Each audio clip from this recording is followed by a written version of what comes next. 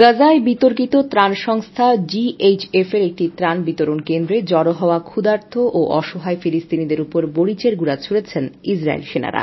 সামাজিক যোগাযোগ মাধ্যমে প্রকাশিত এক ভিডিওতে এমন দৃশ্য দেখা গিয়েছে।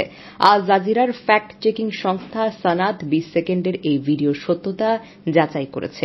এতে দেখা যায় গাজায় দক্ষিণাঞ্চলের রাফা শহরের সাকুশ এলাকায় ইসরায়েলি সেনারা মরিচের গুঁড়ার স্প্রে ব্যবহার করে জনতাকে ছত্রভঙ্গ করেছেন। মুঠোফোনে ভিডিওটি ১০ জুলাই ধারণ করা হয়। শনিবার রাতে ভিডিওটি সামাজিক যোগাযোগ মাধ্যমে প্রকাশ করা হয়। এতে দেখা গিয়েছে ৩ জন সশস্ত্র ইসরায়েলি সেনা ইসরায়েল ও যুক্তরাষ্ট্র সমর্থিত জিএইচএফ এর ত্রাণ বিতরণ কেন্দ্রে ফিলিস্তিনিদের ওপর মরিচের গুঁড়া ছুড়েছেন।